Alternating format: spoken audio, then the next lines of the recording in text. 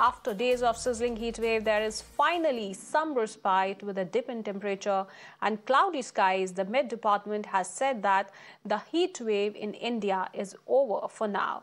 An orange alert for rain and hailstorms is issued for several states in the north, including Delhi and even East India will witness stormy weather over the next 2-3 days. Met Department has predicted that Delhi will receive heavy rainfall in the upcoming days, which will put an end to dry spell in the city.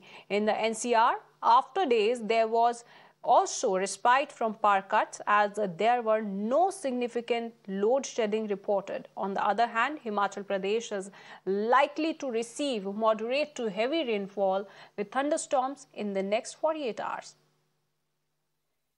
और इसी पर ज़्यादा जानकारी के लिए मेरी सहयोगी ईला इस वक्त मेरे साथ जुड़ चुकी है।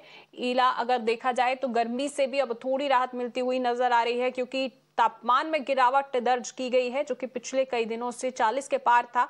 और अब ये भी देखने में आ रहा है कि अब पावर कट्स में भी कटौती हुई है। कम से कम कल तो ये कटौती देखने को मिली है दिल्ली एनसीआर में।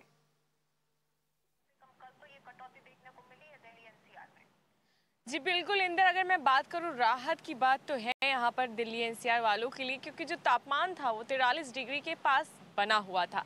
ऐसे में लोगों की जो ज़िंदगी थी वो अस्त व्यस्त हो गई थी, गर्मी बेहद थी। और इसी के बीच जो नया वेस्टर्न डिस्टर्बेंस है उसके चलते कल से ही दिल्ली का जो मौसम है उसका रुख पलटा है और मौसम जो है सुहाना हुआ है। और कल भी बादल छाए रहे और तेज़ हवा भी चलती रही। वहीं आज की बात करें तो फिलहाल अभी धूप सी नज़र आ रही है, पर बीच बीच में यहाँ पर बादल भी छा रहे हैं।